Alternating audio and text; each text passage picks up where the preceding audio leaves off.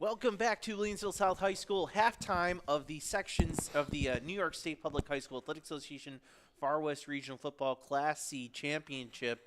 And we are tied at 7 between LeRoy and Salamanca.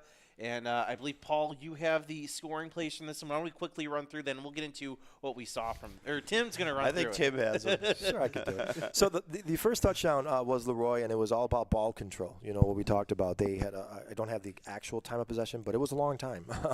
7 minutes and 35 seconds. That drive that drive. Well, okay, so I know they scored with 34 seconds left in the first quarter. We knew that. It was about a 1-yard run by number 34, Andrew Strollo. And then Salamanca came back. I believe it was a fourth down pass to number 1, Arlen Newark, 45-yard touchdown pass. 7-7, that's how we are right now. And Paul hit the nail on the head saying he expected a defensive battle, and it's pretty much been that. I mean, it seems like a pretty clean game, really fast half. It seemed like it to me, at least, which generally happens when you run the ball a lot and there's not a lot of penalties. But both teams look pretty poised out there, good defense, and, we might be in for a good one. Well, LeRoy's doing what LeRoy does, right? They've got the ball on the ground. They're just burning up clock. However, in this game, nothing's really popping. No big long run into the end zone.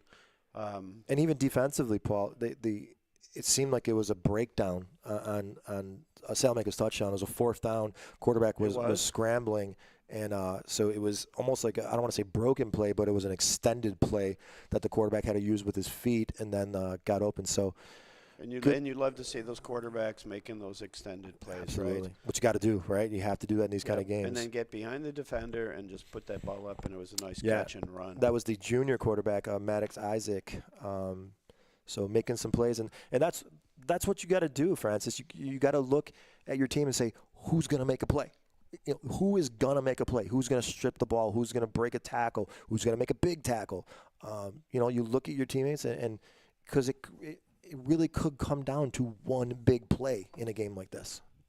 Yeah, you almost wonder if there maybe on that – we saw a couple throws, I think, from Isaac that were a little bit off kilter, but he was running the ball well. You wonder if maybe a little bit of nerves for this Salamanca team. Remember, they won their first sectional title in 22 years last week, so they really are not used to this moment. But, I mean, if that's all the nerves that they have, your coach Bartose, you got to be pretty happy. Well, it could be some nerves, but let's give LeRoy some credit. I mean, they're a very good football team. They're a good defensive team, and they're putting pressure on the quarterbacks, and that's what they've done all season, it looks like. I mean, you mentioned in your notes the closest game they had was week 2, and it was a 12-7. So they are used to winning, and when you are up so much in games, that means the other team has to throw quite a bit. So they're used to putting pressure on the opposing quarterbacks, and that's what they're doing so far. And it's a clean game. It's been a fun game to watch so far. Yeah, and I really like to watch. I've been watching the D-line on Salamanca. They're really not, the average run per play. They're keeping it well, and it's probably, I don't have the exact stat, but it's probably about 4 yards or less. Yeah. So they're playing a strong physical game up front. And as we know, these teams that have never faced each other, you think you might know the book on one another, but you got to get out there on that field. So I think I had mentioned to you, Tim, later on in the second half, we'll see if the constant pounding of LeRoy's onto Salamanca's defensive front starts paying more dividends in the third and fourth quarter. Sure. And a lot of these players play both ways. Exactly. So, it might be a drip, drip, drip. Yeah. And then something pops for LeRoy. To be honest, Paul, I would like to see Salamanca put, maybe 8 guys up front and force LeRoy to try and pass, and because their game plan obviously is to run it down your throat and run the clock, right? And they did that fairly well. We think it was a second drive, right? Yeah, second drive. So it was a long drive. But so if I'm Salamanca, the one adjustment I would make is I would move my safety up, almost to a linebacker position. Trust my cornerback to play man-to-man. okay, and then force LeRoy to have to throw the ball. So you're almost like our friend, the evil genius in New England, who says, take away your best option. Take away what the offense does best. Yep. And if they beat you with what they're not the strongest with, well, that's you just live the with way that. the game goes. Exactly. Trust your corners that they're as athletic as their receivers, that can stay with them, and make it like there's four or five even linebackers sometimes, and just stack the box so the most they're going to get is 1 or 2 yards. Now, the problem with that is if they get past that front, it's going to go for a long run. It's just going to happen, right? It's going to happen. So it's a risk reward type of situation. But in your view, then you cut down the time of possession. Yeah. Give you the ball back. Get the ball back. Yeah, exactly. I just think that I think you can't just let LeRoy take the clock, have total clock control, and then finish it off touchdowns. I think you've got to change that up a little bit and force this team to have to throw the football. Yeah, they're averaging over 3 to 4 minutes a drive. They haven't cashed it in yet, but that's usually and that's with about one drive 6. being 3 and out. So True. You know what I mean. So if you do the average, you take that one out, it's quite a bit longer. And so that's a lot of hits onto your defense. A lot of times you're getting that running back's helmet right inside your gut. So and to your point a little while ago. Just walk right in front of us, no big deal. That's just a young fan. That's good. So it's all good. to your point a little while ago, when you are on defense for those long drives, the same players for the most part are going right back to offense. So how much is your offense affected because of how long you're on the field from the defensive standpoint? So it has a rollover effect. And it does because, I always think, a rule of thumb, the big boys on offense, on the line, they're using a little bit less energy than the big boys they're facing across the line. So in your scenario, LeRoy's big guys who then convert to maybe defensive tackles or ends or such, they're not going to be quite as tired come these third and fourth quarters. That's really what we want to see is who's going to have the energy, who's going to make the big play at the end. Yeah, but we also talked about every drive is so crucial. It just is. When you're playing with teams that, ball control is the name of your game, every single drive is so crucial. So you can't afford to have. So those players that only get a few snaps sometimes, they have to be ready to go. They have to contribute. You have to look at, who, I don't want to say next man up because that's usually when in an injury situation.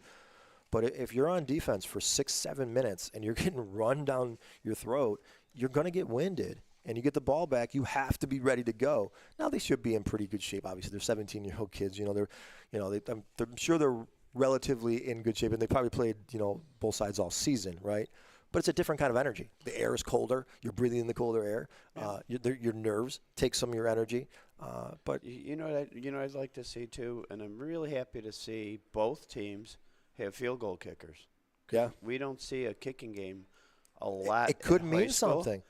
Both of them have it, and in a tight game like this, a 3-point shot. If you're on the 20, it's a 37 yard. Yeah. If you get inside the 10, you might get stalled. But those 3 points, I'd like to see. I always love the kicking game anyway, punting in field goals. So I'd love to see if it comes down to a field goal. And not only that, to piggyback on that, how important will just extra points be? You know what I mean? Because when you are in such a tight game, so far it's been each team 1 for 1 with kicking extra points. You miss one of those in the second half, that could mean everything right now. Yep, so special not just teams. Yeah, exactly. So everything is so crucial right now because it's just we're not going to get an offensive explosion. It just doesn't seem like that type of game, right? I'd be very shocked if we did. This has the makings of a 21-20 type of football game, that kind of game. There'd be a lot of points in the second half for this game so far. Right, yeah, exactly. So I just love the fact that these two high-scoring offenses are facing some adversity with some very good, strong play on defense. Yeah, and it could be the first time that LeRoy's had a bunch of adversity. You know, we know Salamanca's been through it. They have a couple losses, actually, and last week with Medina. So let's see how LeRoy does respond to some adversity. Real quick, let's end with this. Paul, let's say you're Coach Michael Humphrey of LeRoy. What is your message to your team right now in the locker room? You know, based on what we know of LeRoy, I'm really just going to say, guys, we're going to keep doing what we're doing. We want to ground and pound this team. We want to get to that fourth quarter and wear them down. We need one touchdown in the third quarter. That will give us our margin, and then we're going to hold on to that ball as long as we can in the fourth and play good defense. And Coach Bartozak, Tim, what would you say? Well, a couple of things. One, I would say, guys, you played a great half. You played a really good half. There's nothing to hold your heads down about. It was a clean half. You know, I don't even remember seeing penalties. I don't know if there was any, to be honest. But no, I would tell my team, you know, keep doing what you're doing, and look at your neighbor right now. Look at your teammate right now. Who's going to make a play? Who is going to make a play? Who's going to make a play on special teams? Who's going to block a punt? Who's going to run a kickback? And don't forget, have fun. You know, have fun. This is what you're supposed to be here for. You know, you're 2 games away from your dream coming true. Leave it all on the field. I don't mean to sound cliche, but win or lose, we will walk out of here with our head held high if we leave it all on the field, play to the end. And I think we get the ball right. I should probably know that, but we get the ball right. Well, let me think. I thought Salamanca had the first drive. So I thought it was 3 and out for regardless. LeRoy had the first drive. Okay, so we get the ball first. Make a statement right now. Make a statement right now. Come out here, hit the person in the nose across from you, and let's go take the lead right now. Do you try to play action and try to get it all in one play, really catch them off guard? I take what the defense is giving me. I stick to my game plan. There's no reason for either team really to change your game plan. The only adjustment I would make is what I mentioned earlier, is I would move my safety up to a linebacker, almost like what the Bills been doing with Poyer, has been working very well. But move my safety up to a linebacker position. Because LeRoy has had success running the ball. That's the only adjustment I would make for either team, really, because it's been a clean game, and it's been fun, but it's no more mistake. Can't make any mistakes, which no one has, and someone's got to make a play. Someone has to make a big play. All right, going across on the other side of the bracket right now, it's Waverly of, I believe, Section 4 leading Adirondack 21-0. Winner of that game will take on the winner of this game next week at CNS in the state semifinals. But for Paul Catrona, Tim Chifa, I'm Francis Beck. Thank you for joining us during this halftime report. We'll be back after the game. Catch the second half on the NFHS Network. You are watching game day coverage on WNY Athletics. What does it mean when people say America is a land of opportunity? It means the power to discover, To redefine yourself. To improve yourself. to challenge yourself. To realize there's more in you Than you ever knew. that you could do. It means giving people an open field to explore what they do best. With the best tools, The best training. the best technology in the world. We bring out the best in the people who serve. So you can be all you can be. Logistics Plus is a global transportation provider headquartered in Erie, PA, with locations worldwide, including right here in Western New York. Logistics Plus is consistently recognized as a fast-growing transportation and logistics company, great supply chain partner, top freight broker, leading project cargo manager, and a great place to work. With a strong passion for excellence, our 500-plus employees put the plus in logistics. Or an efficient personal approach for all of your transportation needs. More information about our Buffalo office is available at logisticsplus.com/Buffalo.